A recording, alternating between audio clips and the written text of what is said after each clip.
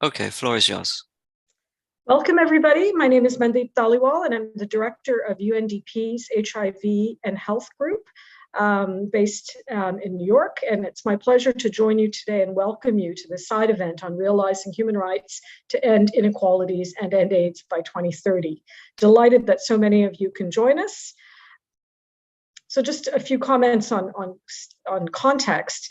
We know that stigma, discrimination, and criminalization of people living with HIV and people affected by HIV, including key populations and women and girls, perpetuate the inequalities that drive HIV.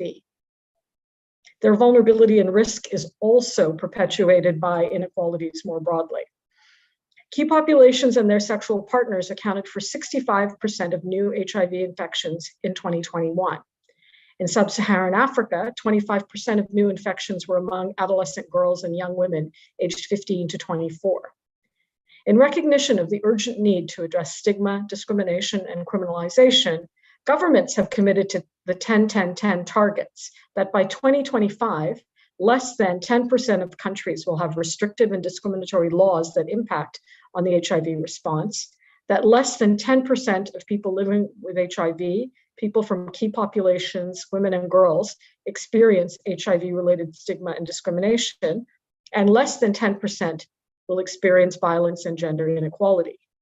UNDP, as the lead on human rights and law in the joint program, is working with UNAIDS co-sponsors such as UNFPA, UNODC, WHO, and others, and the UNAIDS Secretariat, with governments, civil society, and key populations, the Global Fund and other partners in 90 countries on addressing the legal and policy barriers that impede effective AIDS responses. And this work is critical to driving progress on the 10-10-10 targets. We're honored to co-host this important event and to be here with all of you today. In July 2021, the Human Rights Council called on the UN High Commissioner for Human Rights to prepare a report describing the action being taken and recommending action to be intensified or initiated to meet these historic and ambitious 10-10-10 targets. Our distinguished panel today will discuss the findings and recommendations of the report. They will also share some good practice that are critical to meeting the 10-10-10 target and ending AIDS. Before I invite our panelists, just a few housekeeping points. The event is being recorded and will be made public after the event. It is also being shown on YouTube, and the link will be pasted in the chat box now. Please remember to mute your microphones if you're not speaking, that is. We will have time for questions in the end. In the meantime, you can also put your questions in the chat and we will read out as many as we have time for. Please also feel free to share resources and engage in dialogue, examples of good practice and others in the chat. We want to make this a space that is dynamic and for sharing knowledge. For those on Zoom, there's interpretation in French and Spanish. You can find the interpretation button at the bottom of the screen. It looks like a little globe. And we ask the speakers to please speak slowly to help the interpreters while keeping to their time.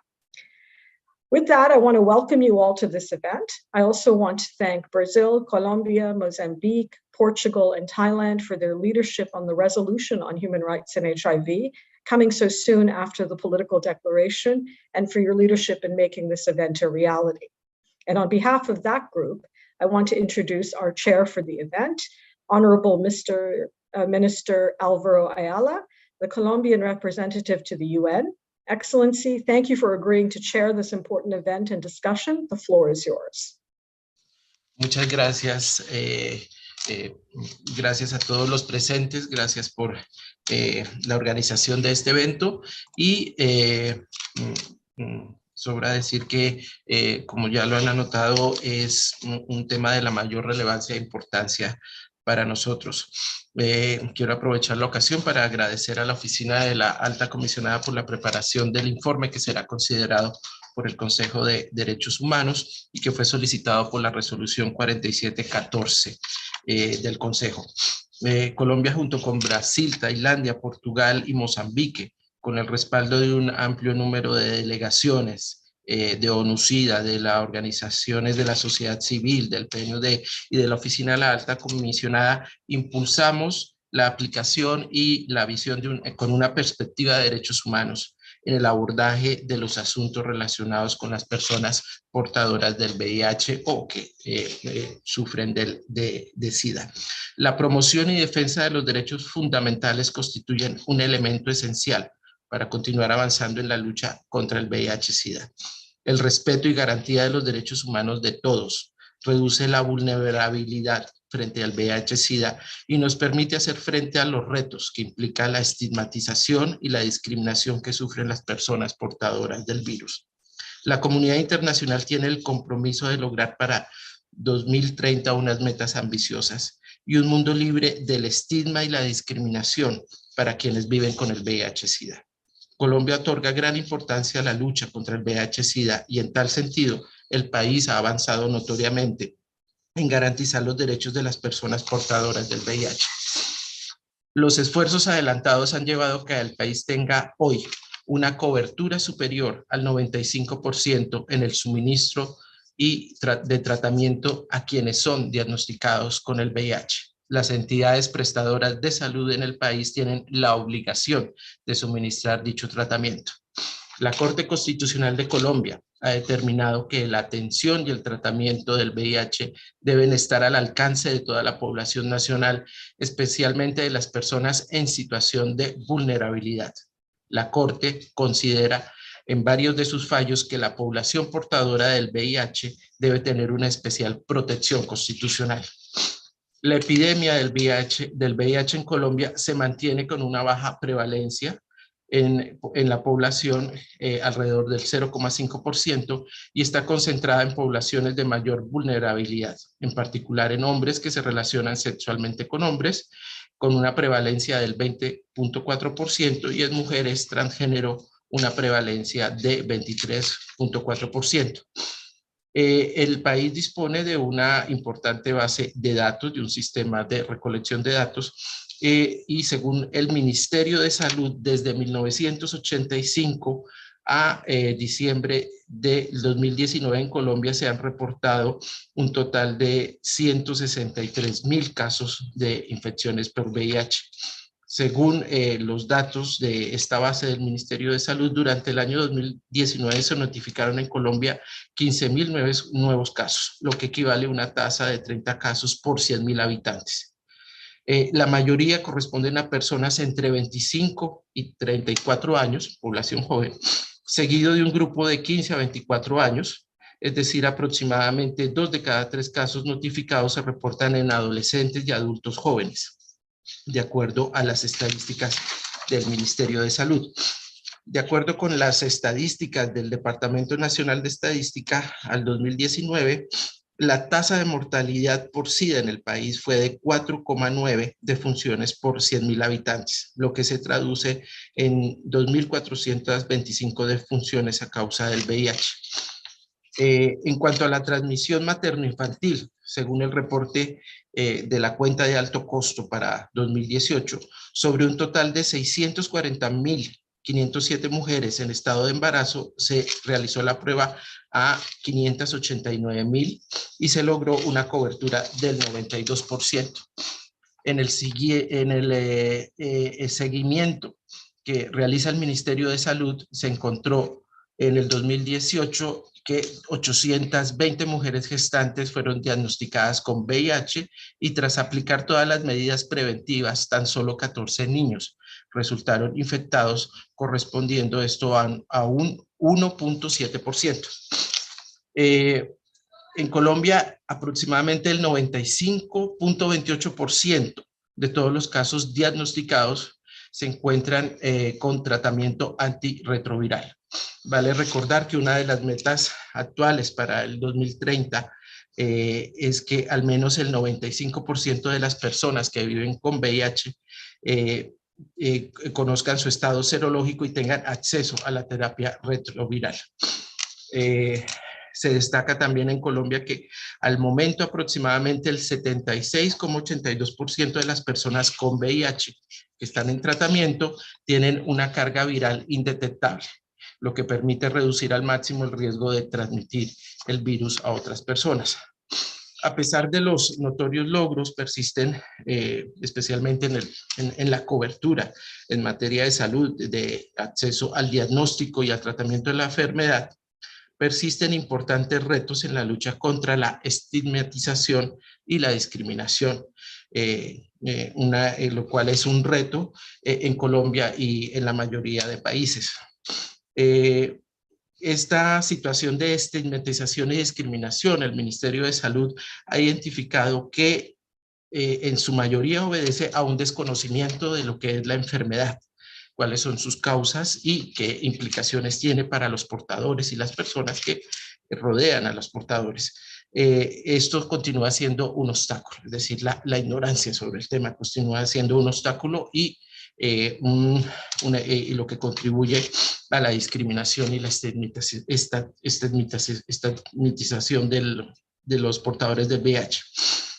Es por ello que el Ministerio de Salud en Colombia ha decidido adelantar una amplia estrategia de información a las personas y a las comunidades, proporcionando una mayor educación en aspectos relacionados con la salud.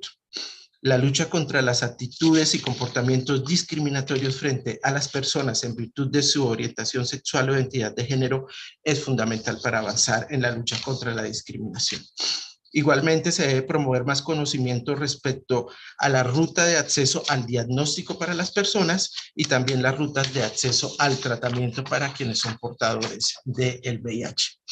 Un avance muy importante en Colombia contra la discriminación y la estigmatización y los derechos, para avanzar en los derechos de los ciudadanos en general y en particular de quienes son portadores del VIH, lo constituye la descriminalización, a la cual se hace referencia en el informe que presentará la Oficina de la Alta Comisionada ante el Consejo. En el 2019, la Corte Constitucional de Colombia decidió declarar inconstitucional el artículo 370 del Código Penal, que penalizaba con de 6 a 12 años de prisión a quien propagara el virus de inmunodeficiencia adquirida, VIH, origen del SIDA y del virus de la hepatitis B. A la luz de este artículo del Código Penal, una persona podía ser sometida a esa pena de prisión, incluso si tomaba medidas preventivas en su vida sexual que hicieran improbable la transmisión de la enfermedad. La Corte argumentó su decisión en que la norma era innecesaria, desproporcionada y estigmatizaba y criminalizaba a una población. Es de reconocer y destacar el activo papel de la sociedad civil en la materia, así como el concepto y opinión de ONUCIDA, del programa residente de Naciones Unidas en Colombia, de importantes clínicas y centros hospitalarios en Colombia, de varias universidades y, bueno, como lo he dicho, de la sociedad civil en todo ese proceso ante la Corte Constitucional que llevó a declarar inconstitucional este artículo del Código Penal en Colombia. Estamos seguros que el trabajo de la Oficina de la Alta Comisionada en relación con este informe que será presentado al Consejo implica y es una importante contribución para continuar avanzando, impulsando y motivando a los estados a que continúen adoptando medidas para combatir la discriminación y para garantizar la promoción y los derechos de las personas con VIH. Muchas gracias.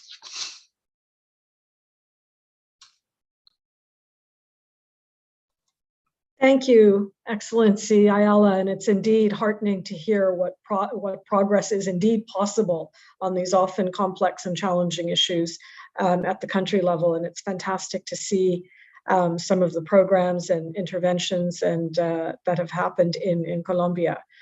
Let's go now straight to the keynote address from Michelle Bachelet, the UN High Commissioner for Human Rights. She's our first speaker today. She will speak to the recommendations in the report. Unfortunately, the High Commissioner is unable to join us in person, but has pre-recorded her statement.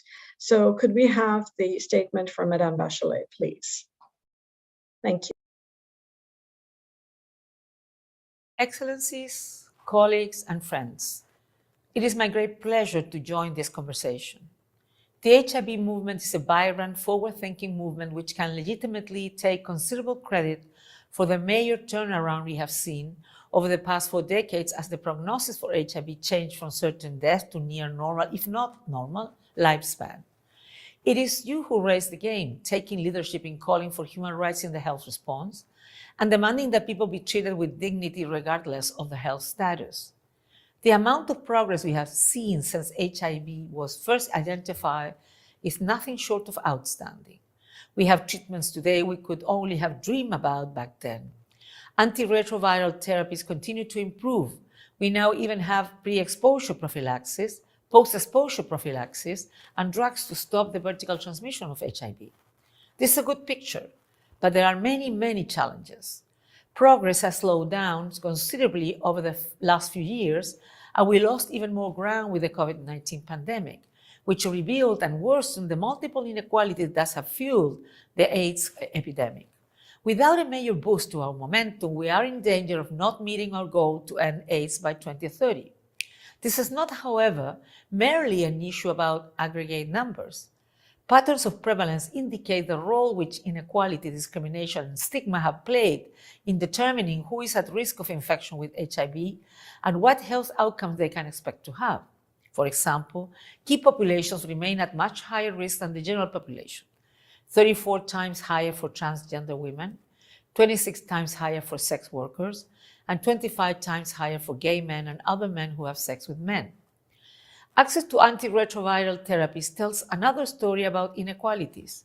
Around 1.8 million children aged 0 to 14 were living with HIV at the end of 2019. Just under half of these children have access to life-saving HIV medication.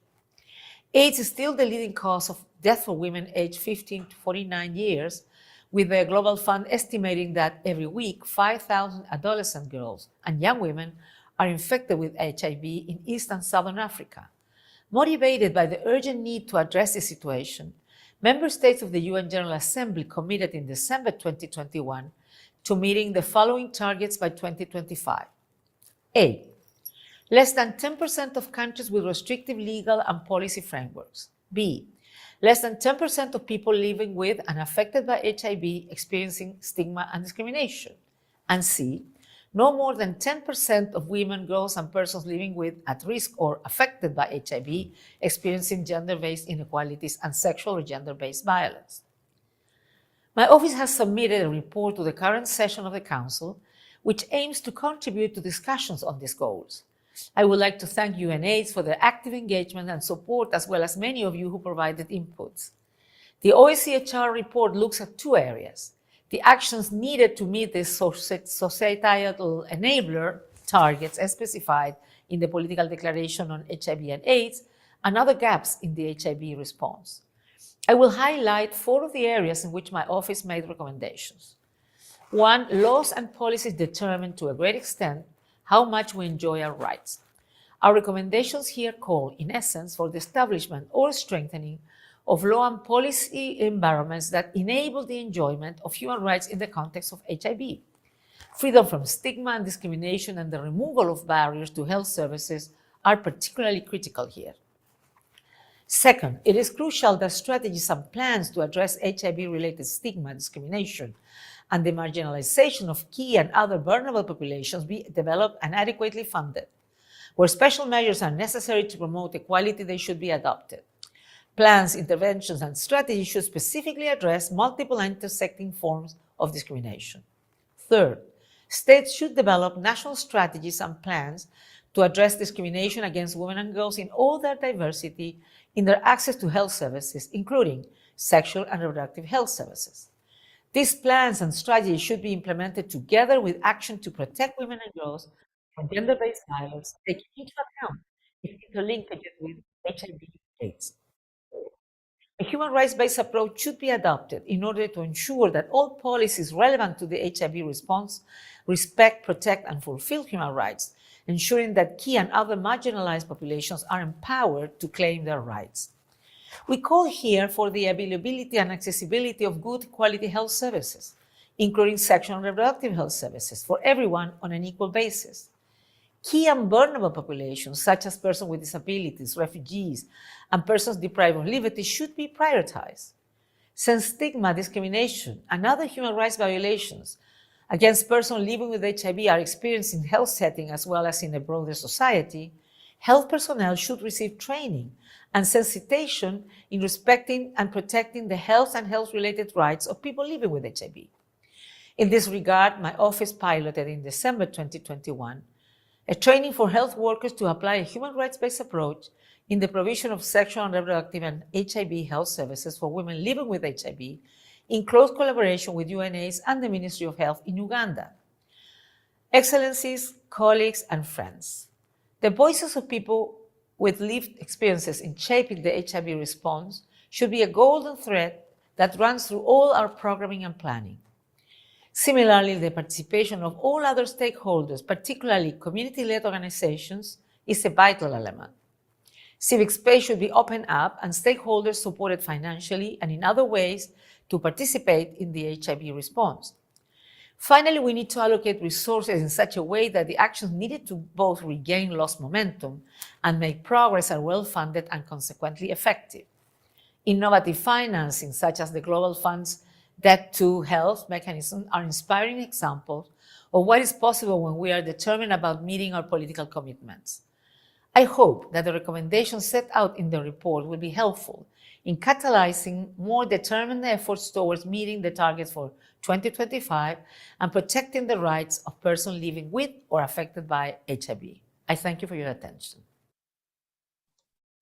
I'd like to thank the High Commissioner for her statement and also for the report. I'd also like to welcome Lynn Gentile from the Office of the High Commissioner for Human Rights, who led on the drafting of the High Commissioner's report on HIV and human rights, and will be available for questions after our panel. So let's move on to our panel discussion now. We have a number of very knowledgeable, experienced, and exciting panelists. We'll start with the first. Dr. Xiaoleng Mofokeng, known to many as Dr. T, is our first panelist. She's the Special Rapporteur on the right of everyone to the enjoyment of the highest attainable standard of physical and mental health. Dr. Mofokeng is also a distinguished lecturer at Georgetown University's O'Neill Institute. She is a broadcaster, best-selling author, and is published widely. Dr. Mofokeng, the report makes specific recommendations around removing harmful and punitive laws and on removing barriers to sexual and reproductive health services. We'd be interested to hear your views on how criminal law, stigma, and discrimination impact sexual and reproductive health services and rights, and what are some of the steps that we can take to be able to move towards decriminalization. Dr. Mofokeng, you're welcome. Thank you so much, Mandeep, for this opportunity, and good afternoon, colleagues. It's really just an honor to be able to join all of you today and reconnect with so many people after this pandemic. And just a disclosure from my side, I am experiencing power cuts. If I do come off or fall off, I will try to get back on as soon as I can. And to go straight into your answer, I think, it's important to continuously reflect on the state of health around the world. And as many of you know, that part of my mandated role as a special rapporteur is to report to the General Assembly as well as the Human Rights Council. And at last year's report to the General Assembly, I presented an analysis of the impact of COVID on sexual and reproductive health rights.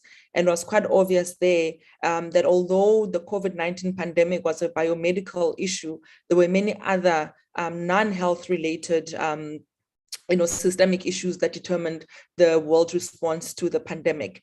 And a lot of what has happened with COVID-19 has reminded many of us of that early global HIV/AIDS response.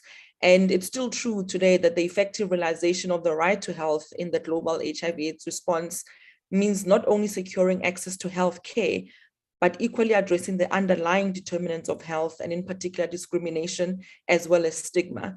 There are social inequalities and exclusion that shape health outcomes and contribute to the increasing, crushing weight of discrimination and marginalization that is borne by particular individuals in our communities who are already marginalized and living in vulnerable situations. And we know that the law, we know that criminalization and punitive measures compound this existing inequality. And, as my predecessors used to talk about HIV as a metaphor for greater inequalities within and between countries, my analysis in my current role has been to look at the inequalities that lie within particular countries. And the litmus test to development, in my opinion, should be to the extent to which human rights are respected, protected, and fulfilled. And the enjoyment of the highest attainable standard of health is a fundamental human right that includes non-discriminatory, affordable, acceptable, accessible, quality healthcare, services, goods, and facilities. And we know often the law can impact these key elements of public health as well as keeping certain people out of services, out of goods, and out of facilities. And we have seen around the world where even healthcare services are in place, there are various forms of discrimination that are enabled by the law. And once a person experiences discrimination or violation of one right, there are potentials that other human rights related to the right to health may also be impacted. And we know that biomedical methods of HIV prevention hold out great promise to achieving the goals and the targets. And nevertheless, inequality remains an important driver of new HIV infections and those patients who are also then lost to follow-up care. And many people may not know this, but I'm still a practicing doctor. I still see patients every day. And the kinds of patients that one sees, makes it very clear that there are ways in which stigma and discrimination, but also patriarchy, patriarchal violence and control of women, including rape, right, of children, early and forced marriage, adolescents, right, and criminalizing of adolescent health, the issue of penal codes that still exist that are aiming to punish LGBTIQ plus persons, continues to make the targets and the health outcomes for these particular individuals not successful. And often when we look and analyze at our ability collectively as global health community to reach the particular targets, we tend to fall in the trap of blaming individual patients for health outcomes, for actually systemic failures that they are outside of their control and often that lie outside of the health sector. And one of the ways for me that I'm constantly thinking about is how do we actually look at the right to health as an enabler to actually discuss underlying determinants of health that gives us a lens and an entryway into discussing other intersectorial matters that impact health outcomes, such as the law and policies and often practices. We know that there are particular practices that affect people who are discriminated upon health because of health status, such as HIV, where, for example, there is no policy in many countries around the world that says that HIV positive women must be sterilized, but there is a particular practice that has been allowed to continue without consequence, where you do find that women who are HIV positive are coercively or forcefully being sterilized. And so it's also important to not just look at what exists in policy and law, but also interrogate the practices that lie within the medical system and global health as a whole that continue to enable forms of discrimination and violations.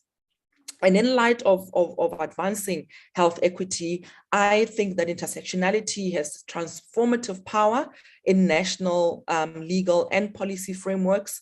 This is important to promote substantive equality. I see intersectionality as a good bridge to get us to substantive equality. On its own, it's not enough to yield the kind of outcomes. We need to understand and analyze intersectionality properly in order to get us somewhere. And in this case, I think substantive equality can drive progressive jurisprudence in many countries around the world.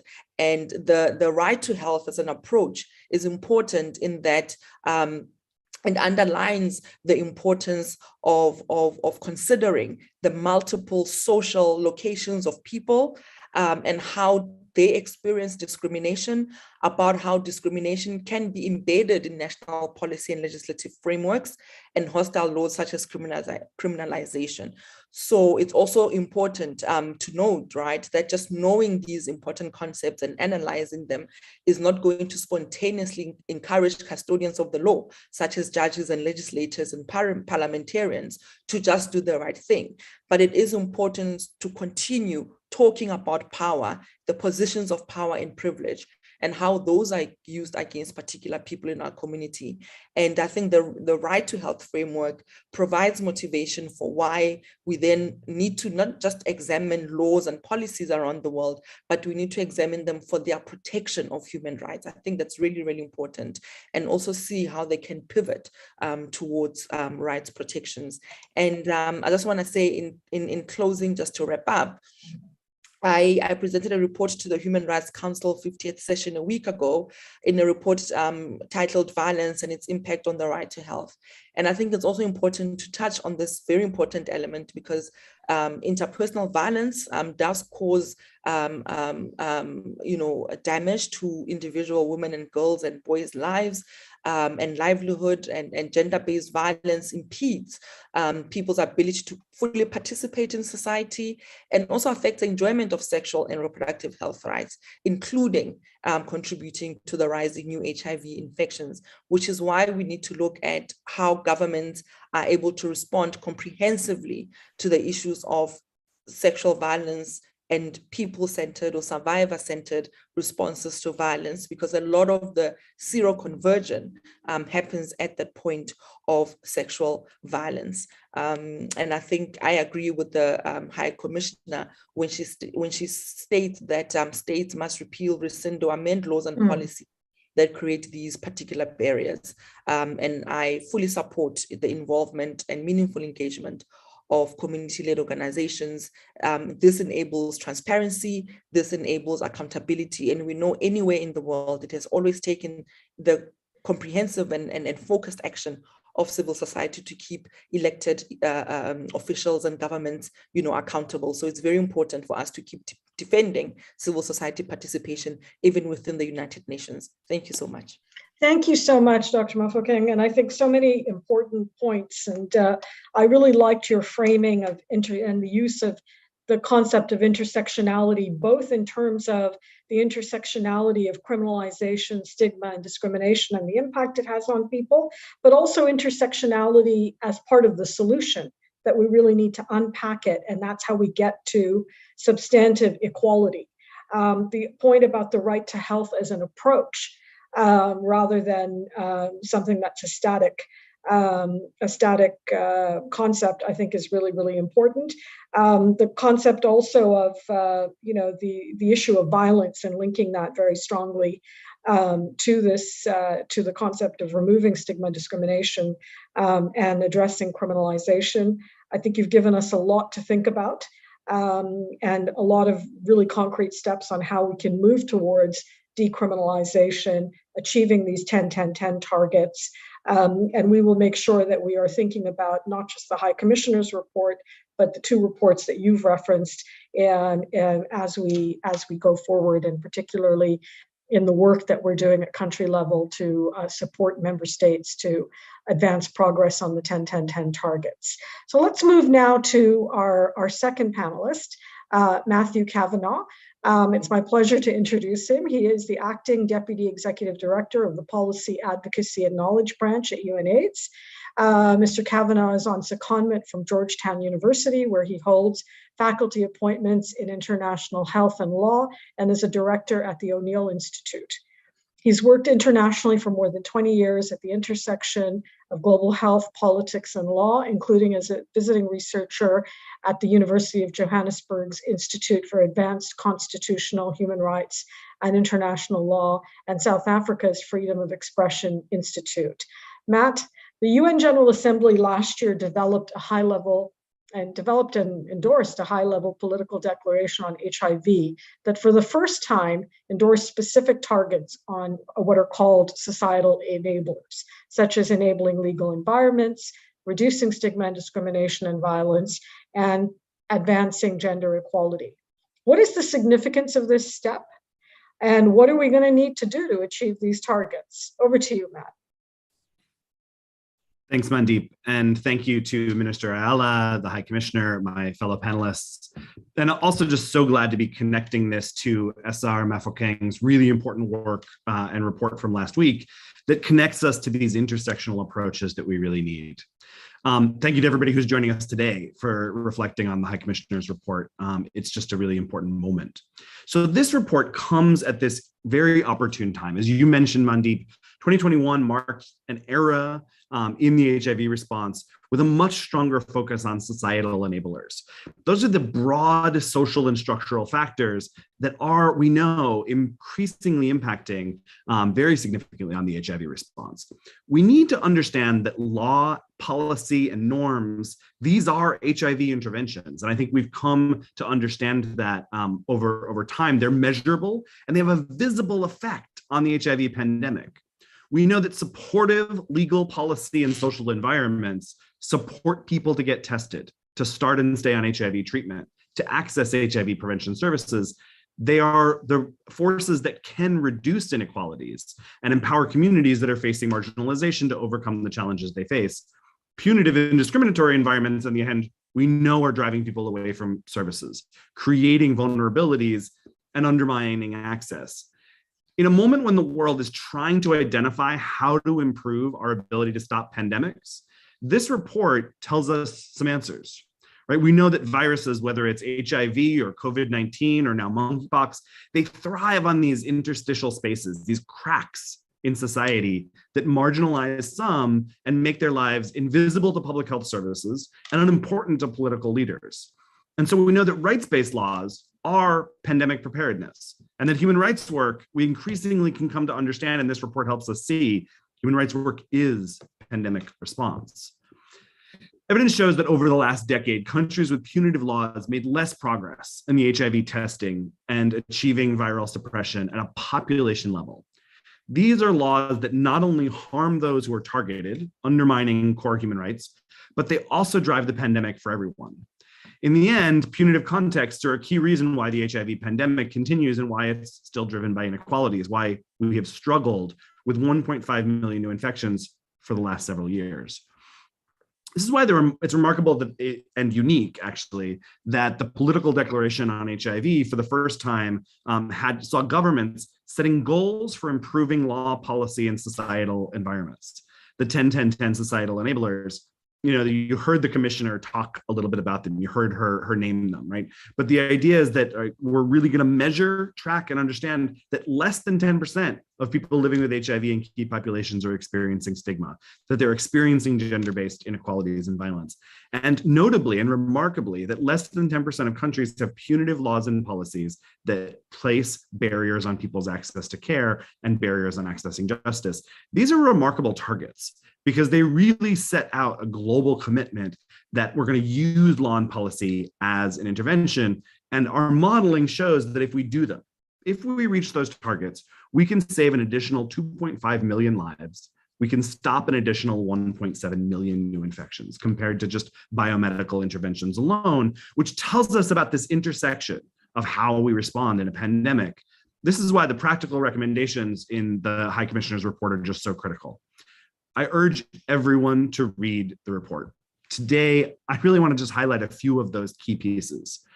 First, the report recommends that states repeal, rescind, or amend laws and policies that create barriers or restrict access to health services, or that discriminate, and this is really important, that discriminate explicitly or in effect against people living with HIV, particularly key populations, women, girls, and youth. We can't overestimate in no way can we underestimate the importance of the legal environment. Despite important progress, many states retain punitive and discriminatory laws that harm the HIV response. Of the countries that report to UNAIDS, 60% still criminalize HIV exposure, non-disclosure, or transmission. 37% criminalize same-sex sexual relations. 15% criminalize or prosecute trans people. 90% some aspects of sex work, and 75% drugs for personal use. So we have a long way to go, but it's also not impossible. change is happening, right? So we've got examples like Portugal that end up held up with good reason as a leader in terms of decriminalizing drugs, but we're also seeing important movement in Thailand and in Colombia, where the courts have consistently reaffirmed rulings decriminalizing drug use. Mozambique, Angola, Bhutan, and Botswana have all recently removed laws that criminalize same-sex sexual acts, some through the courts and others through legislative processes. We've got Armenia, Zimbabwe, and Colombia have repealed specifically laws that criminalize HIV exposure, non-disclosure, or transmission. And in Belgium and Victoria, Australia, they've decriminalized sex work, as Guyana's repealed laws that are targeting trans people. One of the most interesting examples recently is the Indian Supreme Court, that in a landmark ruling ordered the state to protect the rights and well-being of sex workers, showing the difference between a simple lack of punitive laws and a truly rights-based environment. That's why the commissioner's report is so important, because it calls on countries to reduce HIV-related stigma and discrimination, take a holistic report in what she calls for and recognizes the ways in which law is an intervention, can drive discrimination or can protect from it, can promote stigma or can reduce it. And broader action to stigma can, of course, bring about law reform. We saw this in Brazil in 2014, where they introduced some of the strongest legal protections against discrimination on the basis of HIV status, including related discrimination in education and the workforce.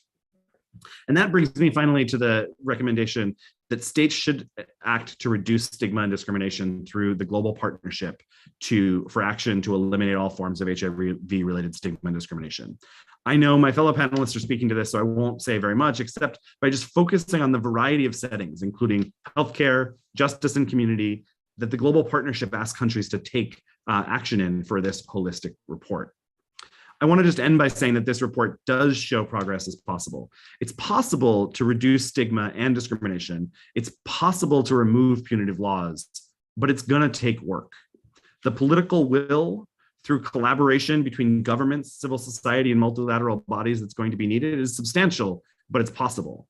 We're also going to require long-term dedicated funding, particularly funding to community-led organizations to undertake multi-year activities.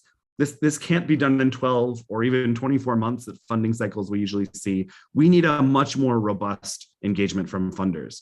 And we need increasing collaboration between political leaders who are taking bold steps across countries. And so with that, I just want to thank Brazil, Thailand, Mozambique, Colombia, and Portugal as key examples of this. And I think we're on a good track seeing this kind of collaboration in support of the Human Rights Commissioner's really excellent report. Thanks very much. Over to you, Mandeep. Thanks so much, Matt. And just picking up on a couple of thoughts, you've given us a lot to think about. But I really liked your framing as law, policy, and norms as actual HIV interventions and critical interventions in terms of getting us to and helping member states to get to their 10-10-10 targets. Equally important also is the call for funding for this kind of work, because it doesn't happen for free. And I think the point that I'd like to make about bringing different sectors together, multiple sectors together, together with civil society, together with people living with HIV, key populations, young people, is critical to advancing this progress. No one sector or entity can do this alone. I also want to pick up on this point that you made about, that Dr. T also made about the determinants of health, and really pay tribute to the O'Neill Institute and John Monahan and others like you who have really brought a lot of scholarship to the table on the legal determinants of health. And I think that's a really important body of work that we should draw on as we support countries in this important area. So let's move on now to our next panelist, Harry Prabowo. He is from APN Plus, based in Thailand, currently working as a program coordinator for the Asia Pacific Network of People Living with HIV. He manages several projects in the region on capacity building and is the community coordinator, the regional community coordinator for the Global Partnership for Action to Eliminate All Forms of HIV-related Stigma and Discrimination. He's also a member of its technical working group. Harry, thank you for joining us. And my question to you, the report talks about the need to reduce stigma and discrimination through platforms such as the Global Partnership. Can you talk to us a bit about that? I also know that you lead a working group on gay men and other men who have sex with men. What are some of the key recommendations in this report that you really want to highlight? So Harry, you're very welcome. And thanks so much, Matt. Thank you for the introduction, Mandy. I think, first of all, I would like to begin by welcoming this report from the UN Human Rights Office. I particularly welcome the focus on societal enablers. Since for too long, we have endorsed laws and policy that criminalize people living with, affected by, and at risk of HIV, as well marginalized communities. We have seen those laws not only block progress toward eliminating HIV, but actively prevent vulnerable population from accessing the healthcare and support that they needed.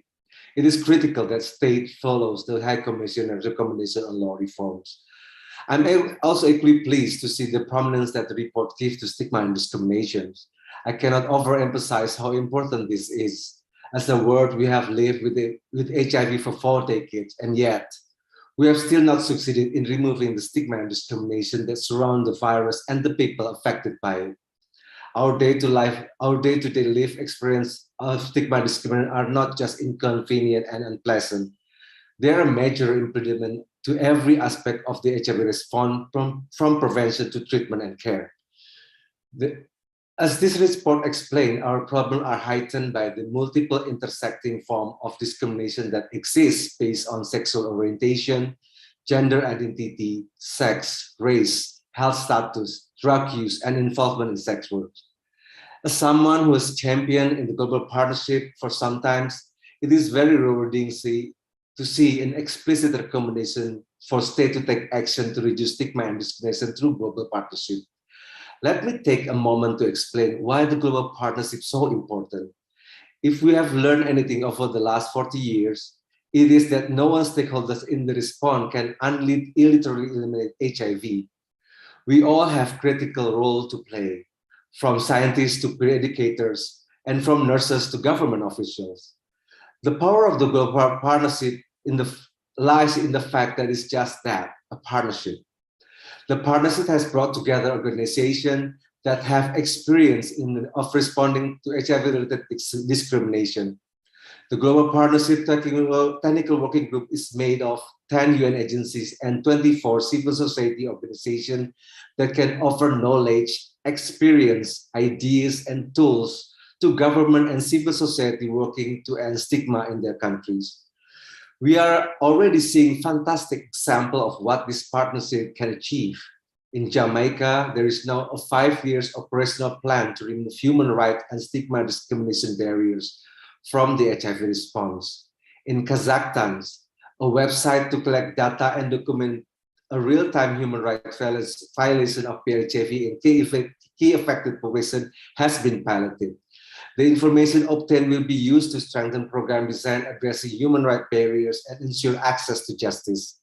In Senegal, the National PHIV Network, or RNP+, held anti-stigma dialogue focusing on women, girls, and developed an advocacy strategy for advocating with women lawyer association and women rights organization to reduce discrimination experienced by women and girls living and affected by HIV. In my regions, Asia Pacific, APN Plus worked with UN Regional Office to conduct 4 regional consultations on stigma and discrimination in different settings.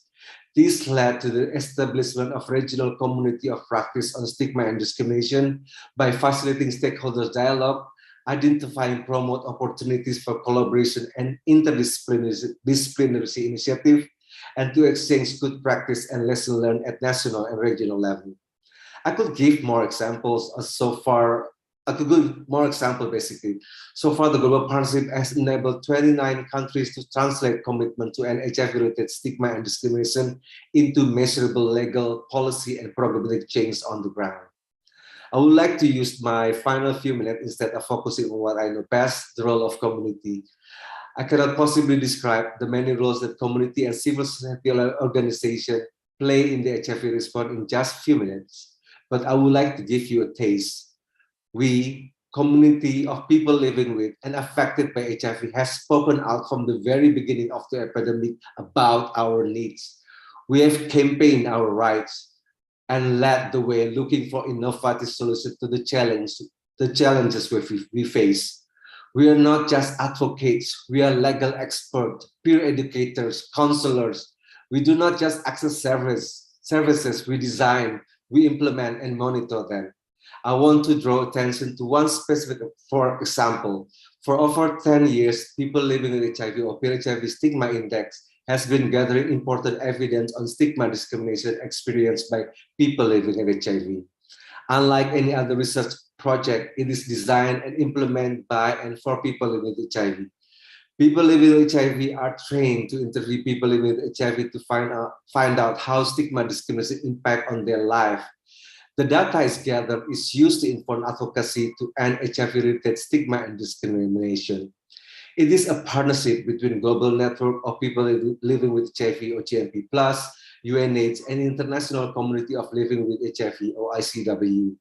I could give you so many more examples, but I cannot possibly begin to list the many hundreds of ways that communities have taken a lead to shape the HIV response. I must, however, acknowledge the rapid and remarkable way that community of people living with and affected by HIV use their network, skills, and expertise to respond to COVID-19. The innovative intervention they develop will hopefully strengthen the HIV response for many years to come and help with pandemic preparedness. The UN Political Declaration commits state to the greater involvement of people living with HIV principle. It calls for, among other actions, increase the proportion of HIV service delivery by communities. So the community-led organization delivers 60% of programs to support the achievement of social enablement by 2025. We are already halfway through 2022. We have no time to lose if we are to reach this and other target. This time to find word is past. We need to see action now. This report we are discussing today is so powerful. It contains strong recommendations that I'm sure we will all like to see adopted.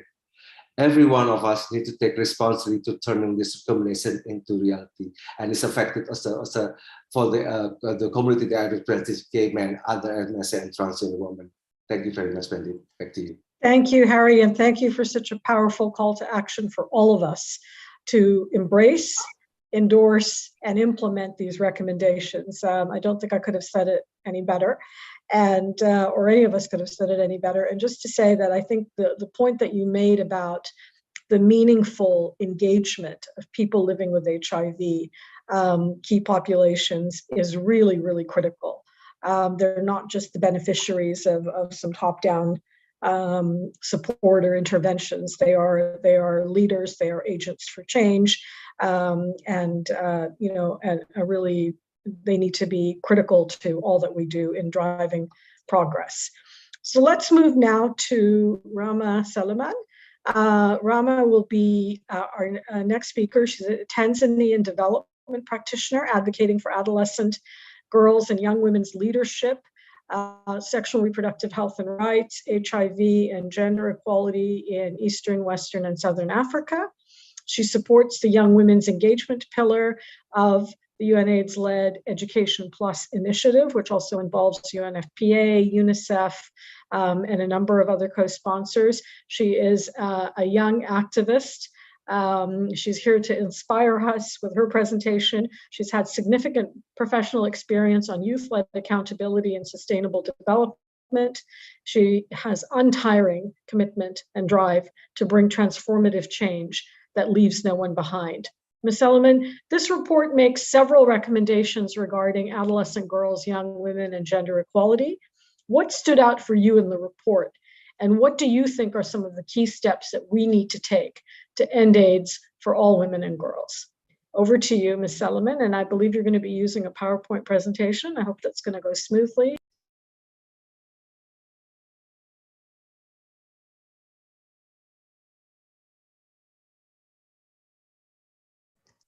Thank you very much. Hi, everyone. My name is Rahma Suleiman, and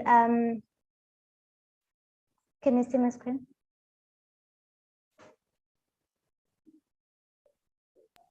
Yes, that's great. We can see your screen. Okay, thank you. My name is Rahma Suleiman, as introduced. I'm representing the Education Plus initiative. This is a high-level advocacy platform that is actually aiming to empower adolescent girls and young women here in sub-Saharan African countries. And we are aiming to address challenges that are facing this targeted group around HIV and AIDS, gender-based violence, and other related health conditions. I would like to start speaking about these components that we are actually advocating on the areas to address these issues. So from the Education Plus initiative, we have our 5 packages that we are integrating to create impact to the communities of young girls and adolescents. The first one is completion of quality secondary education, and the second one is universal access to comprehensive sexual education to in and out school groups, fulfillment of sexual reproductive health and rights, freedom to gender-based violence from gender-based violence, and also school to work transitioning, economic security and participation. So these are the 5 packages that we are using to integrate this empowerment to these groups of adolescent girls and young women here in sub-Saharan African countries. And through the report, personally, I would like to speak about 2 recommendations. And the first one you can see on the screen. So currently in the country, we are facing unequal power dynamics that is actually still manifesting in various settings, including the higher education learning institutions and the working places, where women are actually harassed for sexual favors in terms of like in returns of them getting grades or job opportunities. We also have seen that this platform is also creating unequal opportunities for women, but also influencing them to experience the physical violence or sexual abuses. So through this situation, there's existing gaps. And I actually highlighted 2 components from the report. So the first one is reporting mechanism, including gender desk offices, police, child protection committees that are actually existing in the community. We're still facing the challenge of response and protection mechanism. So generally, these mechanisms are actually operating in the regional and district levels. So most of the villages actually don't have access to this kind of platforms. So this is actually situating the GBV survivors in the community to continue living with the suspects because they actually can't have access to this platform where they can actually get support. So this is one of the gaps that I actually identify based on my experience. But also the component of economic empowerment is also crucial into the community, as we all know that most of the adolescent girls and young women are facing the issues of gender-based violence because of them depending on other gender, male gender financially. And this has also been creating a lot of effects into their lives, but also reaching out to their goals. For example, for now, we can see in Africa, we have a percent for 40% of small medium enterprises in Africa are owned by women, but only 2% of these women have access to financial services. And this is actually showcasing the inequality between men and female towards reaching their goals, like starting and growing their businesses as a way to be free from violence in their communities. So this is also a gap that is we are actually continuing to see in different communities, especially here in Africa and in my country as well, Tanzania. So I have a couple of recommendations based on those gaps that I actually identify. The first one, as you can see from my screen, is investing more in education initiative within the community that challenges norms and practices.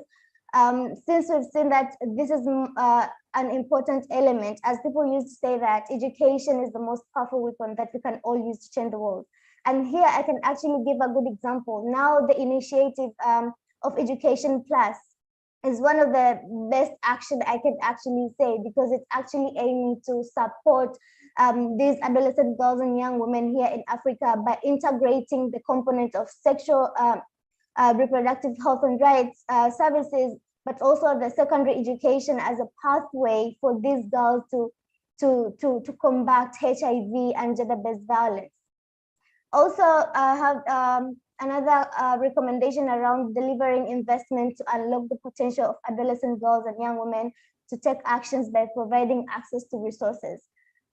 I believe these groups of young people that we are actually mentioning in almost all the time, they already have their own voices and they already have the potential to bring about changes. But all we need to do is creating enabling platforms for them to actually start navigating and implement what they actually have to make sure that they address and analyze the issues that are actually affecting them based on their realities. And I can provide an example of this one. Right now, there's this initiative established to support women, young women, to grow, to start and grow their own social businesses, where they actually get assistance to funding opportunity. So I feel like this is one of the opportunities that is actually going to change the narrative of women to become dependent, but also to bring the changes they actually have and desire in their communities. And the third one is using a holistic approach, as it is very key. And these approaches that we can actually aim to integrate, they need to be adaptable and responsive to young women and adolescents' needs. Because most of the time we tend to say, okay, right now we bring these interventions by including them partially. But if we get an opportunity to engage them, to listen to their real and authentic stories, with that way, it will help us to integrate holistic approaches that are actually going to intervene their needs accordingly. And the last one is more on implementation of projects and action plans, I can say. For instance, in most of the cases, we see advocacy actions delivered with different stakeholders and partners. But for my side, I feel like it's very important to go beyond advocacy actions. We could also try to integrate tangible or practical skills to these component and making sure that we actually engaging those affected groups as our real partners to make sure that we intervene collectively and bring the changes that we want to see for both of us. So those are the recommendations. I also have some few examples. You can see from the second slide. So here we have the Education Plus initiatives, as I already explained about it, because it's also drive for a holistic multi-sectoral action and scale up investment to prevent HIV among adolescent girls and young women. We also have Mabinti Tushike Hatamu. So this project was implemented by Resource Development, and during the implementation, it's actually succeed to reach about 7,020 girls and 10,500 community members in 27 communities here in Tanzania. In the recent evaluation, we've seen that this program, it's managed to confirm that the level of self-awareness in relation to sexual reproductive health and rights among girls has increased, but also the level of teenage pregnancies has also decreased. However, 65.1% of the targeted community members reported to have improved attitude toward girls' rights in the areas of education, protection, and participation. So this is one of the best practices that can actually identify like what other people are doing, but also as a learning platform to make sure that we expand our knowledge, but also the ways that we can actually navigate to do things differently. So there's also Vijana Tunaweza Youth We Can. So this is also a project dedicated to first-time young mothers. So it's also highlighting the effect of HIV and AIDS, gender-based violence to these adolescent girls and young women. So it's also aiming to integrate economic opportunities, leadership skills, as it's also highlighting the voice aspect where they actually bring out their voices, they get an opportunity to engage with decision makers, to speak about their voices, to speak about their thoughts and recommendations as well, but also have an ability to be engaged on the designing processes. So this is also a very practical, innovative solution that other stakeholders are doing. We also have the project I mentioned about, the project that is actually providing funding opportunities to women to actually start and grow their own social businesses. So this initiative is actually providing a holistic approach to women with access to resources, but also promoting leadership, but also gender equal solutions, as they get an opportunity to ideate and redesign the ideas that also integrate the component of social and climate actions. So to the next slide, I also have another recommendation that I actually highlighted from the report, as you can see from the screen, which is actually connected to comprehensive sexuality education programs. So right now in my community, we have a lot of people who are actually intervening into this component, and most of the interventions are actually facing or focusing to the learning institutions, because the component of comprehensive sexuality education has a lot of complications in my country, and a lot of systematics in the structures. They are not actually providing a platform for other people to integrate this component. But for now, what we have is that the CSOs, they are delivering the comprehensive sexuality education to out of school young people, and not in school young people. So that's one of the challenges that we are actually facing here in the community. And I have a few practical examples that other initiatives that have been established to make sure that they are going to respond to these aspects of HIV and AIDS, but also gender-based violence. So we have Tujibebe platform. This is a brand created, but also influenced by the researches that was done by TEGA project, Technology Enabled Girls Ambassadors, in partnership with Versus Development, to understand the opinions and ideas of young people, specifically girls, adolescent girls and young women in the community, but also to understand how girls and young people find out information, importantly, the challenges they are facing into their communities, but also the development sector. So this platform actually aiming to support the integration of these components to make sure that these young people these young women and adolescent girls are empowered, but also unleashing their potentials and reach out to their goals. We also have Thai Tanzania.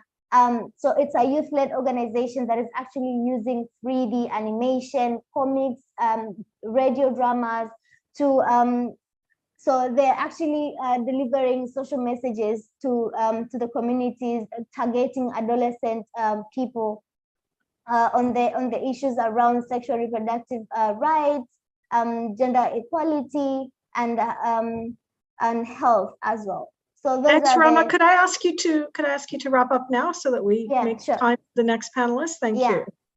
So in general, I have the final recommendation that I would like to highlight.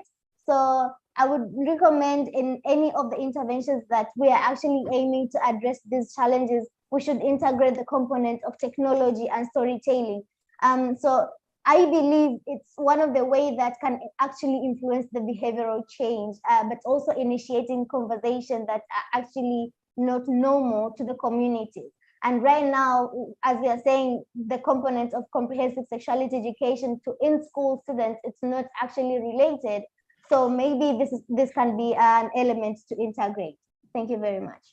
Thanks so much, Rama. And I think really picking up on your very, very consistent and strong message about leadership, creating space for young people to lead this work. The use of technology and storytelling also very important, but that young people can really play an important role in leading this work to end stigma and discrimination, remove punitive laws, and advance progress on the 10-10-10 targets. Thanks so much for your remarks. It's now my pleasure to introduce Mikhail Golichenko. He's our final panelist. He's a Russian-Canadian lawyer and a senior policy analyst at the Canadian HIV Legal Network, leading the human rights research and advocacy work in countries of Eastern Europe and Central Asia. with a particular focus on drug policy issue. His experience includes working with UNODC, UN peacekeeping in West Africa, and the Russian police service in different positions, including as an instructor. He was called to the bar in Russia in 2007 and in Ontario, Canada in 2019. And Kyle, we've talked a lot about specific areas of human rights. So I'd like to take a step back and hear from you what you think are some of the broader themes coming out of this report that are critical to you. And how do they apply, for example, to the issues such as drug policy or HIV criminalization or criminalization of key populations? Mikhail, you're very welcome. Thank you, Mandeep. Thank you for inviting me to take part in this very important virtual side event. I'd like to welcome the report of the High Commissioner on this very important and very sensitive issue, human rights and HIV. And yes, the report covers many topics, but one that is an extremely important for me is a topic of criminalization, and in particular, criminalization of HIV and criminalization of such an extremely vulnerable key population group as people who use drugs. The report highlights that at least 135 countries still criminalize explicitly HIV transmission, HIV non-disclosure, or the so-called exposure to HIV. And at least 65 countries criminalize possession of small amount of drugs for the so-called personal use. I'd like to stick here to this number because we are in 2022 and we have many reports and policy assessments that have documented an enormous negative impact that laws that criminalize HIV transmission and key populations such as people who use drugs have on HIV prevention. Let's be clear, these laws have acted and still act as one of the main barriers for the effective HIV prevention. I can give you an example of countries of Eastern Europe and Central Asia where the countries may spend 25 times less money on HIV prevention than they spend on the drug enforcement. And drug enforcement is exactly what drives the HIV epidemic. So on the one hand, the countries spend very little money on HIV prevention and very small fraction of that money on HIV prevention among people who use drugs. And on the other hand, the countries spend enormous money on the enforcement of drug laws that aim at those very people who are most vulnerable to HIV and AIDS, people who use drugs. So here's the dichotomy and the kind of policy clashes that we have to solve. The High Commissioner report gives an important recommendation to repeal, rescind, or amend laws that present barriers for HIV prevention and criminalize people living with HIV and other key populations. And laws that criminalize HIV and laws that criminalize drug use and drug use related behavior are one of those laws which should be repealed, amended, or rescinded. Now, the recommendation is excellent. The main problem is that this recommendation makes very little sense when it comes to the national level, where the rubber hits the ground.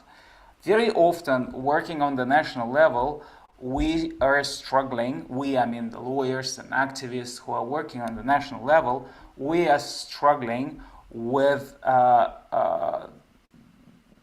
the way how we can explain to the policymakers, to the decision makers, to lawmakers, how to amend the laws, where to consult, what sort of specific recommendations they can use in order to take forward the international recommendations. And I can give you an example. For the last 5 years, we have several human rights treaty bodies. The treaty bodies, those that are monitoring the implementation by the states of the human rights treaties. So several human rights treaty bodies issued recommendations related to drug policies for such countries as Philippines, Norway, Ukraine, Kazakhstan, Russia, Uzbekistan. Those recommendations were excellent attempts to draft the policy recommendations and cater them to the national context. However, the recommendations were still very widely drafted and constructed in such a way that they were either already outdated and seemed to be implemented on the national level, or they were too expensive, too unprecise to be implemented right away. Such recommendation as the recommendation to decriminalize the possession of drugs in small amounts has very little sense. Although it is precise, or at least it seems to be precise, the definition of small amount is never identified as something which is appropriate for the national context. It's presumed that countries should take this recommendation and apply the national context. And what is small amount in, say, Ukraine is not a small amount at all in, say, in Portugal. In Ukraine, the small amount is still a 1,000 times less than a small amount in Russia, and 10,000 times less than a small amount in Portugal. So it's time to go for the precise recommendation that UN, UNAIDS, UNDP should give to countries based on the legal environment assessments and the consultations which the UN agencies and programs often have on the national level with key populations based on community-led monitoring. I would conclude that one of that recommendations already exists. Say UNAIDS gave recommendation to use or limit the criminal laws concerning HIV transmission only to cases of an intentional transmission where the transmission actually took place. It is an excellent recommendation because it is precise.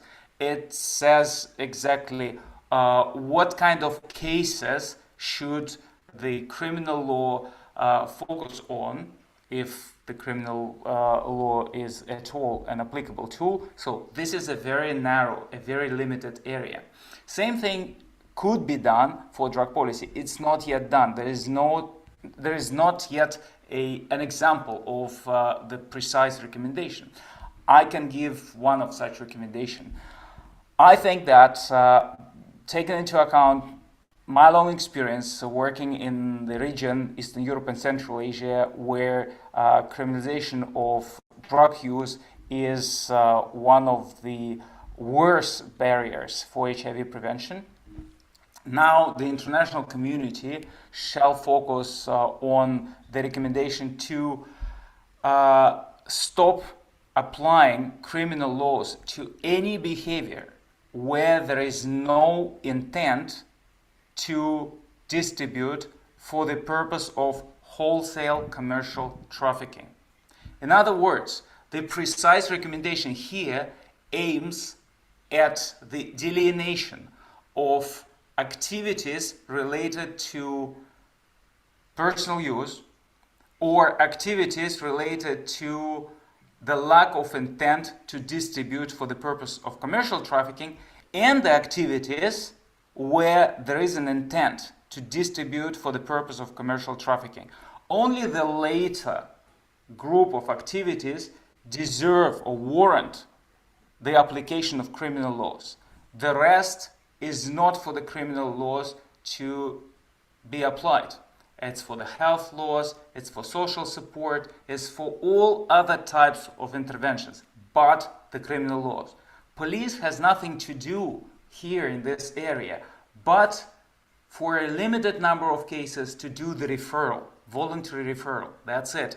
Police has everything to do in cases related to wholesale commercial trafficking. Only this type of cases are for the criminal law.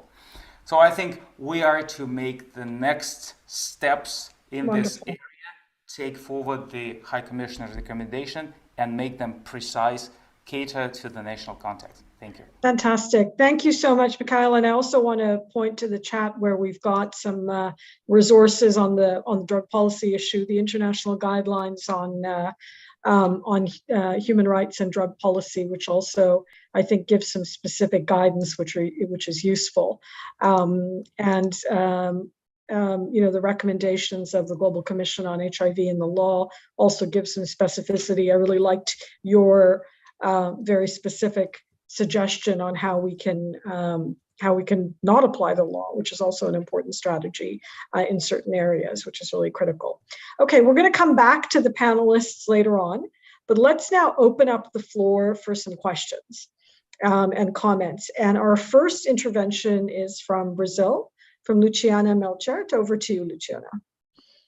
Okay, so thank you so much, Chair, and apologies for taking the time. I would just like to give some brief statement by Brazil. We really welcome the report by the High Commissioner on Human Rights on HIV and AIDS, and we are honored to be the pen holder of this resolution on such an important topic, which remains one of the world's most significant public health challenges, particularly in developing countries. The multidimensional crisis caused by the COVID-19 pandemic has posed new challenges and exacerbated the vulnerabilities surrounding HIV and AIDS, and this situation requires us to renew our collaboration and solidarity to provide effective responses. We would also like to take this opportunity to inform that our most recent initiative on health, which is actually on access to medicines, health, and other health products in the context of the right of everyone to the enjoyment of the highest attainable standard of physical and mental health, has been tabled today. We, in this project, we are in a core group with China, Egypt, India, Indonesia, Senegal, South Africa, Thailand, and Brazil, of course.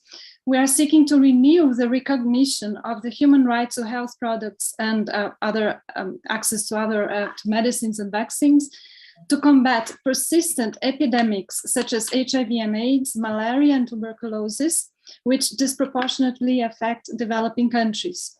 This project also seeks to provide a general update on the issue of access to health products in light of the major discussions that took place in the COVID-19 context, particularly in the Council, but also elsewhere, with the aim of strengthening elements of international cooperation and of conditions which we as a core group comprised of developing countries consider of paramount importance for the attainment of the highest standards of physical and mental health.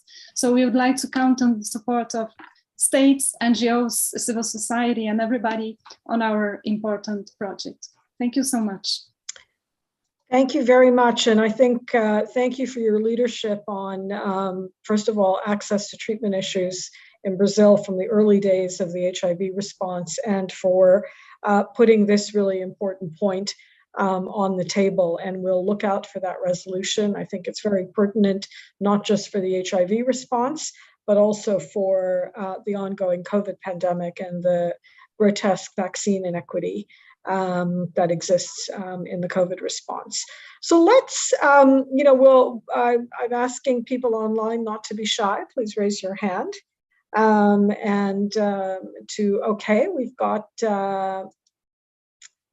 we've got somebody named Leah from Ecosida. Leah, you're very welcome. Please come in, and we'll then maybe go back to panelists if there's no other speakers. Okay, we've got a few. Wonderful. So from Mozambique, Leah, Ekosida. Hi, hello. Thank you so much for inviting us to be part of this conference. It's an amazing opportunity. As Mozambican and as Ekosida, we are facing some challenges in our country. Although we do not have criminalization towards HIV and towards key population to human rights problems, we still have our lawmakers and law enforcement, for instance, in prisons, not accepting receiving condoms for men having sex with other men in prisons. I would like to ask for some ideas and advices of the panel or counseling with regards to how can we intervene and engage with our government officials in such a way that we can actually change the state of things at the moment, because key population for human rights and the promotion of HIV infection is very high, and it's something that we definitely need help in support in how to fix this, how to resolve it. Thank you very much.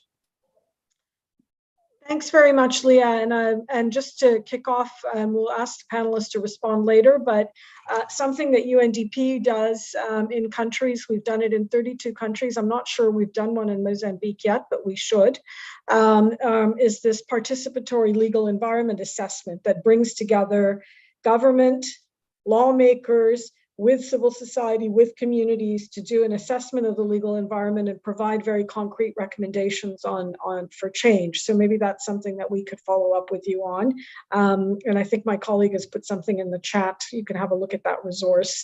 And we'd certainly be happy to work together with the UNAIDS Secretariat and other partners to support you on that. So now let me welcome our colleague from Thailand. Rawit, over to you. You're very welcome. Thank you for your patience in waiting.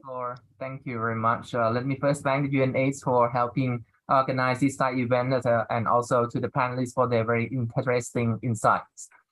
Thailand, as co-sponsor of this event, together with the international community, are committed to making progress toward the achievement of SDG Target 3.3 of ending AIDS by 2030. In this regard, let me, I wish to reflect on a few points. The first is eliminating stigmatization and discrimination against people living with HIV/AIDS is key to ending AIDS. Amidst the COVID-19 pandemic, the number of people belonging to key populations who have limited access to or avoiding receiving appropriate treatment due to stigma and discrimination remains high. We must work towards the vision of zero discrimination, including by leveraging the potential of undetectable, equal, and transmissible. Thailand has therefore joined the Global Partnership for Action to Eliminate All Forms of HIV-related Stigma and Discrimination as a pioneer country. Secondly, communities can play a vital role in raising awareness, promoting understanding, and delivering health support and services. Community-led health services have been instrumental in expanding the coverage of HIV services to fill in the service gap and reach key population. So by forcing wider participation and engagement of people living with HIV/AIDS as well as local communities, it also helps address the HIV-related stigma. And lastly, universal health coverage remains a key to for enabling access to and affordability of essential health services, including HIV-related services. We need a strong political commitment and long-term investment to promote the right to health and enhance technical cooperation and capacity building to ensure that medicines and treatment are accessible and available to everyone. Thailand is honored to assume the chairmanship of the UNAIDS Program Coordinating Board this year, and just presiding over the 50 PCB meeting last week in Geneva. And we look forward to working closely with all member states and stakeholders to advance a more robust global response to HIV and AIDS, and to welcoming all board members to the 51st PCB meeting in Thailand in December this year. Thank you. Thank you so much, Robert, and also like to pay tribute to Thailand for some of their pioneering work on addressing social and structural barriers to HIV response, since the very beginning. So we look forward to learning more from the Thai experience. Okay, we have a hand up from Eduardo Malo. Eduardo, you're very welcome. Please unmute, yeah, and turn on your video. So thank you very much for this opportunity. So one question for the panelists. My name is Eduardo Malo. I work for Namati Mozambique, and also I'm Mozambican, and I work for Namati. And I guess that stigma and discriminations are more powerful barrier in other countries, as I thought today. But here in Mozambique, we underline other barriers that I would like to know if the panelists have some strategy or activity that they're doing to achieve the other barrier, like privacy, also the disrespect treatment, and absenteeism. So that's other barrier we are facing here in the system of health in Mozambique. So I would like to understand if those barriers also in Mozambique or in other countries, they resist or they're facing. So thank you. Thanks very much, Eduardo. And let's maybe give the panelists a chance to respond. So any of the panelists want to come in? Or shall we, maybe we can go in order as well. If I don't see any other hands, let's give each of the panelists actually a minute or two to respond. So 2 minutes, we'll do a quick round of each of the panelists, and then we'll come back to see if there are any more interventions. So Dr. Mofokeng, any of the interventions you've heard, anything you'd like to, or fellow panelists that you've heard from, is there anything that you would like to add? Just to say thank you. I mean, I've learned incredibly this afternoon, and I'd really like to thank the panelist who was presenting around the youth and adolescents in Tanzania. I think that's incredibly useful, and I would encourage them to kindly share that with my office as a very important academic exercise that I can undertake as well, and see how to report on some of these great initiatives that young people themselves are thinking is important. I think one thing for me, and I say this recognizing that I'm no longer a youth in terms of age as I was a few years ago. So I'm an elder youth, right? So I'm like in that awkward age where you are not quite youth, but you are not also quite in the, other group. So I really appreciate, and I'm being very intentional about this intergenerational communication and connection to make sure that remains. 40% of people right now in the entire world are youth. So the youth is not the future, they are the current, and they need to be in positions of leadership, in positions that give them authority to effect the change that they need. And I think that intervention from Tanzania has been really incredible. And of course, as all the other panelists have been. Just to throw forward, Mandeep, I'm working on the next report for the Human Rights Council to be presented in June next year. And it will be focusing on digital rights and the right to health. And many people today have been speaking about the power of technology, health interventions, and across the spectrum. So diagnostics, treatment, information, health communication, the issues of data monitoring and evaluation, very important to start talking about what does a human rights framework look like for all of us who are embarking and taking on and taking up the use of health, innovation, and technology in health, keeping in mind the criminalization, the punitive laws, the laws that are unable to facilitate telehealth, for example. Yet we've seen in COVID-19 how some of the laws around telemedicine were relaxed. So what do we want to keep, right, from the COVID-19 response that we've seen has worked, but what do we also need to keep in mind in terms of digital literacy, the digital gap, gender gap, even with digital innovation, and the issue that many countries who are already without electricity, consistent power supply, will continue to be left behind by these technologies as well. So how do we incorporate technology and embrace it as a powerful tool, but keeping in mind that we don't leave people behind as well? Thank you. Thanks very much, and I'm delighted to hear that you're taking that forward, because I think there's a tremendous opportunity to shape that practice. We know that digitalization in health really accelerated, and other basic services really accelerated during COVID. And to some extent, we need to do much more to make sure that the right protections are there, human rights protections are there. We've been working with the Graduate Institute in Geneva on a digital rights initiative in a couple of countries, and we've got some guidance that we developed with UNAIDS, so we'll put those in the chat for you, so you can have a look, and we'll also make sure that we make a formal submission. You're good. I'm just listening. Matt, over to you. And if somebody could mute, if they're not speaking and somebody's... I have not had a ruler in a long time. Great. So Matt, over to you. Colleagues, maybe our IT folks can mute everybody. That would be great. Thanks, Mandeep, and thanks everybody for the really interesting and thoughtful interventions.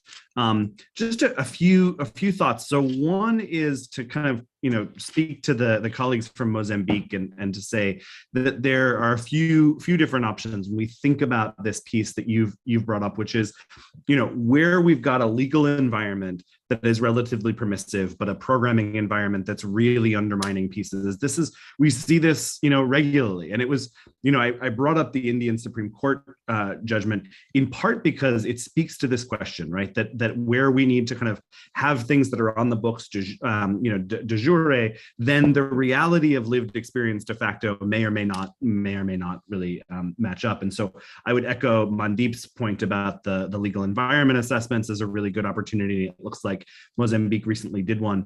And then following that through to the Global Partnership on Stigma and Discrimination, of which Mozambique is a member, gives us an opportunity to think about kind of what are the areas to focus on, and where prisons are a key area to focus on that could make a lot of sense for work together. And so welcome you to be in touch with the team that's involved in that, both across UNDP and the UNAIDS Secretariat, for really good options there. At any given moment, just to say, there's about 11 million people worldwide in confinement. And there is a lot of research that actually shows the efficacy of condom programs. And there's a good piece that we can put into the chat, hopefully, that's some guidance from UN ODC and partners that really show the efficacy of condom programs, finding that they are, one, feasible, right? That it is really possible to do condom programming really effectively in prisons. Two, that it ends up being quite acceptable. If you look at prison systems that have allowed condoms, as far as we know, none have actually reported security problems, and none have reversed their decisions. And so these are the kind of information that probably prison system to prison system can be talked about, so that folks can really hear from their peers about that. And UNODC has been a key partner there in trying to move that ahead.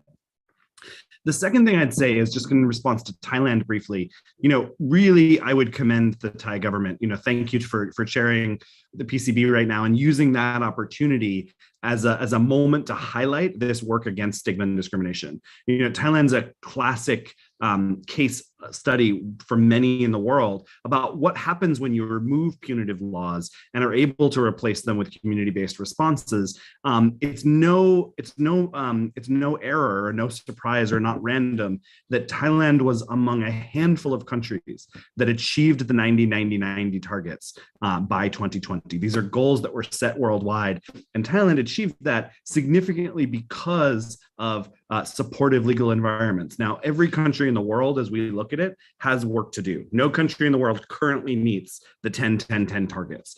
And so everywhere we need to do that. and there are kind of cross country collaborations and lessons to be learned. But thank you to Thailand for your intervention and for really holding this up as a really important way forward for the world. And we really look forward to kind of working with you as we move ahead in the coming year. All right, thanks. Over, Mandeep. Thanks so much, Matt, and thanks for sticking to your 2 minutes so we can get a few more rounds of speakers in from the floor. So let me now move over to Harry. Anything you've heard, Harry, that you want to respond to? Short, 2 minutes. What does this make you think about? What do you want to put on the table? Okay, so since APM Plus, the organization that I work with, has been long history in advocacy to put an end on the criminalization of drug use. Just want to echo again, since I'm also reside in Thailand, I saw very, very happy what Matthew had just mentioned is to see the High Commissioner has issued a package of recommendations, including to end of practice of compulsory drug detention and drug treatment, and the repeal of all mandatory minimum prison sentence for drug users, and then also to see the latest progress that Thailand. I think I should congratulate Thailand for once again for the country, one of the countries supporting the safe station and the recent decision to remove marijuana from its list of banned narcotics as the first country in South Asia to take this step. I think I'm really this action should take applaud for all of us. Thank you. That's from my end. Thanks, Harry. Very succinct and very important intervention. Rama, 2 minutes. What are you thinking about? What would you like to respond to and what you've heard so far? Over to you. Thank you. So I would like to highlight two points that my colleague from Mozambique was actually speaking that are actually implemented. So one, sorry? Go ahead. I thought your screen was frozen for a moment. My apologies. Please go ahead. Okay. So the Ministry of Health in partnership with USAID Tanzania, now they have this campaign of doing visiting to the homes where they're actually providing services to the people who can't actually go to access health services, if ever maybe doing the HIV tests, or maybe they feel like maybe they are not comfortable enough to go to those spaces. So this campaign, they actually engage caregivers and health officers. They go to homes in the communities and distributing these toolkits for people to actually do their own tests, but also if someone is actually needing assistance further, these people are actually paying visits from time to time. So that is what I actually understand. I think it's also one of the ways to avoid discrimination for the people once they actually want to access these services to the centers directly. Yeah. Rama, and a very practical suggestion, which I think is really important. Okay, Mikhail, over to you. Anything you want to react to, respond to, and what you've heard? What really resonates strongly with you? Anything in the chat that you want to respond to? Over. Yes, thank you, Mandeep. Thanks to all who made very important contributions. I'd like to refer to the importance of intersectionality when we deal with such a difficult issue as decriminalization, and in particular refer to a very important cornerstone principle of human rights, such as the indivisibility and interrelatedness of all human rights. And when we talk about human rights in the context of social, economic, and cultural rights, we also have to remember the work of our partners in other sectors who deal with civil and political rights. Very often, decriminalization strikes at the core of what drives the epidemic of torture in our countries, or the epidemic of arbitrary detention. So if we join forces with those who work and advocate for anti-torture and anti-arbitrary detention measures in countries, and augment by this kind of joint effort, augment our own work, that would help. And that's what I would like to kind of highlight here in the end of the session. Thank you. Thanks so much, Mikhail. I saw that my friend Lynn Gentile had her hand up, and I'm wondering if we could call on her to come in with some reflections and some points. Lynn, it's wonderful to see you. You're very welcome. Thank you, Mandeep. And I just want to thank everybody for the opportunity to be here. And also, of course, to thank UNAIDS, who were so very helpful in, helping us to put together the report. So a lot of what is good in here really was a collaborative effort from not only from UNAIDS, but from our other stakeholders as well, who gave us a lot of good input. So I just want to make sure that we all see that in all of this. And I just also wanted to say it's always such an encouraging thing to come and be part of the HIV community, even if for a little while. It's so there's always so much awareness, so much vibrancy, such a commitment to looking at how these things could work. And I think that speaks also to one. It's a very real challenge, but often we don't have a tangible pathway to that. And it's the challenge of continuing to remember that what we're dealing with is not numbers. We're dealing with people. We're dealing with some of our spouses, our children, people who we care about. So I find it really interesting to be here because we tend to be reminded when we're in this community that in fact we're trying to better the rights of human beings. And so I just wanted to point to a couple of things which I found interesting. Is that we talked about political will earlier, that we have a lot of recommendations, there's a lot of guidance out there on HIV and human rights. And the sticking point very often, if not the biggest one, is the political will. So the question would be, how do we mobilize political will where it's lacking or where there's a need for a bit of a boost? And I think one of the important things which we also mentioned in the report was the importance of evidence. I remember the Human Rights Reference Group, the UNAIDS Human Rights Reference Group meeting, and one of the members had said that, the legal and policy environments, they're so far behind the evidence that it's a real, it's a real problem. Nobody's taken the evidence on board enough to start, having the sort of changes we want to see in the laws and policies on HIV. And I think also one of the bigger projects and is building human rights capacity. It's one thing to make recommendations to government. And I think one of your speakers, it may have been Mikhail, who touched on this at some length. This the importance of building human rights capacity. We can tell people what the norms are, but it's important to explain what they actually look like.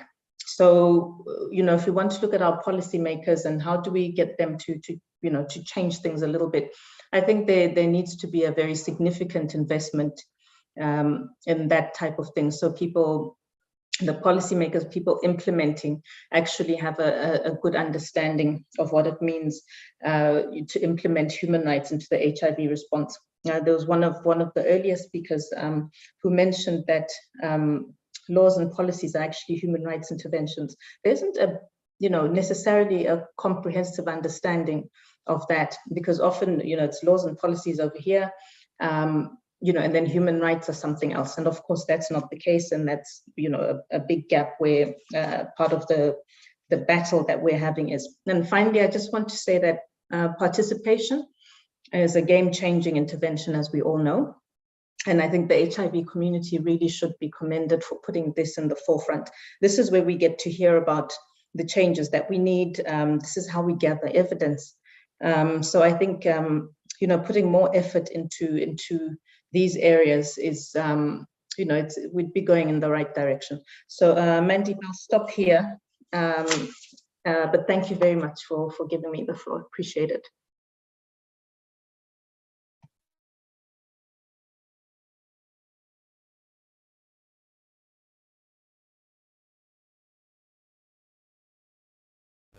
Your microphone is muted, Mandeep.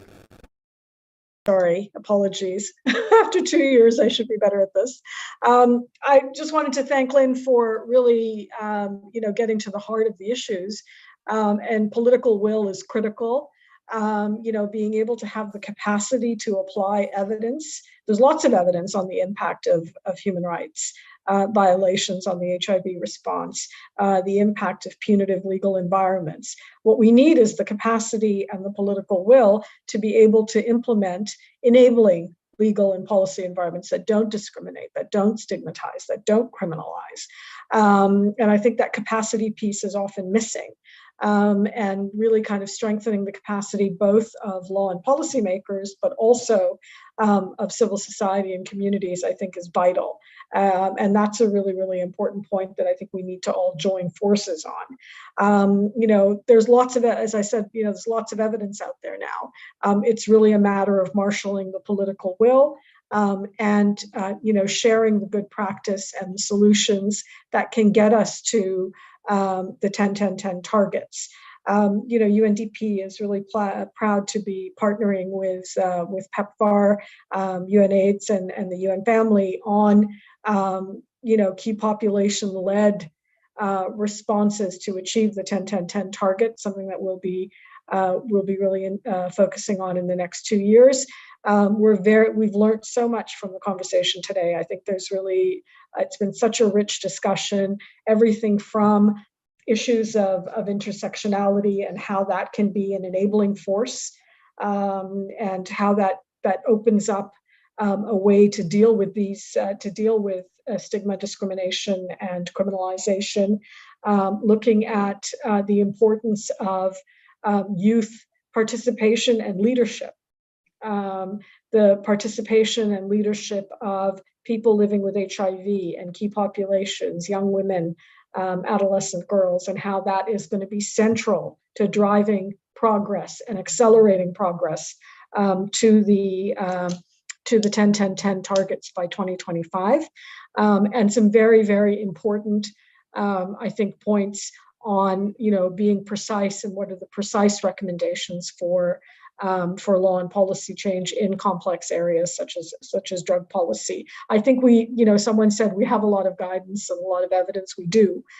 We now have to roll up our sleeves and get down to building the coalitions for change that include governments and policymakers, and different sectors of government, as well as people living with HIV, key populations, civil societies, and communities. And I want to point also to the importance of something that UNAIDS talks about a lot, which is community-led monitoring.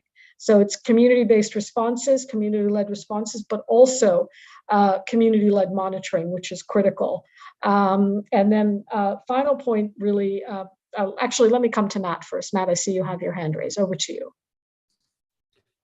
Great. No, thanks, Mandeep, and thanks everybody for also the other pieces here. The only other thing I wanted to add was just to say that this is we're really serious about the idea of, and this was raised earlier, but the idea of law and policy is linked to human rights and human rights linked to pandemic preparedness. And so part of what you heard us talk about and the High Commissioner talk about is really this idea of setting targets and moving toward them, and then measuring what the law and policy environment is, right? And so in a partnership with GNP+, UNAIDS and UNDP and Georgetown, we are building the HIV Policy Lab to try to track and understand over time, how is the law and policy environment supportive or undermining of the AIDS response? Because what we've seen is really the ways in which the intersection of the biomedical and the structural environments have to come together.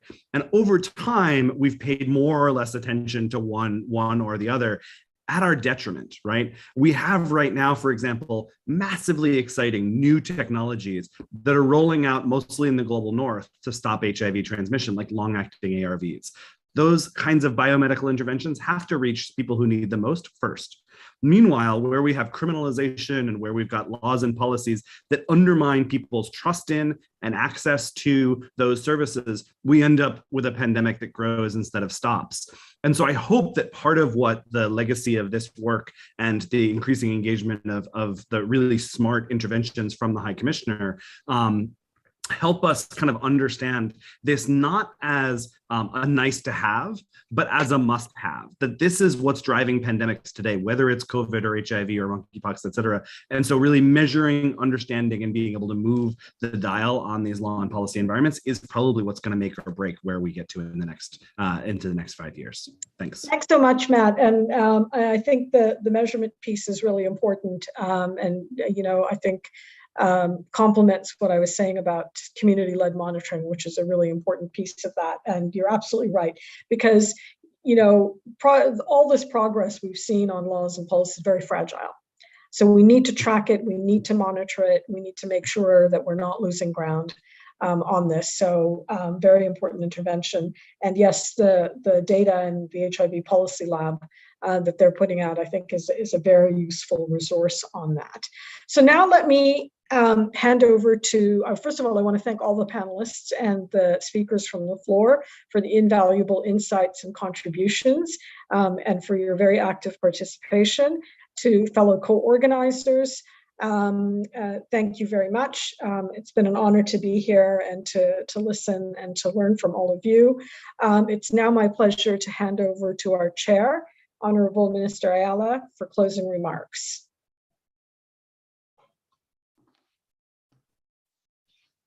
Muchas gracias. Quiero destacar todas las intervenciones de los panelistas que evidencian la importancia y la necesidad que teníamos de este informe que fue solicitado por el Consejo de Derechos Humanos a la Oficina de la Alta Comisionada. Evidentemente subsisten aún muchos retos en todos nuestros países y en nuestras sociedades para hacer frente a la discriminación y frente a la estigmatización de las personas por virtud de ser portadoras del VIH o sufrir por las consecuencias del SIDA.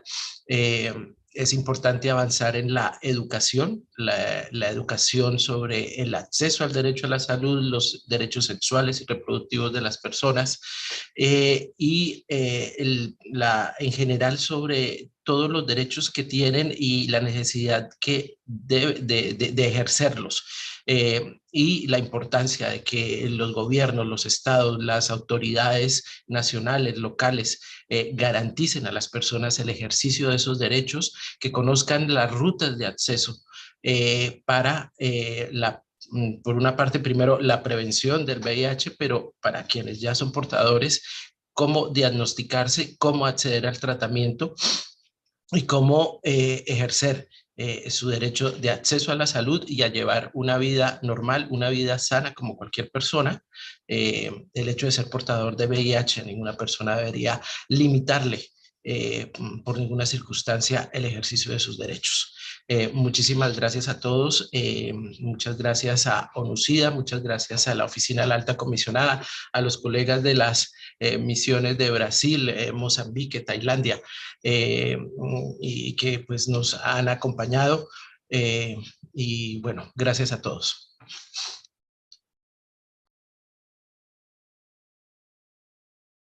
Thank you, Your Excellency, and it's been a real honor for UNDP to be part of this event. Thank you, and wishing everybody a good rest of your day. Bonne continuation, as we say in French, and we look forward to continuing this discussion in our fora. Thanks so much. Bye-bye. Thanks, everyone.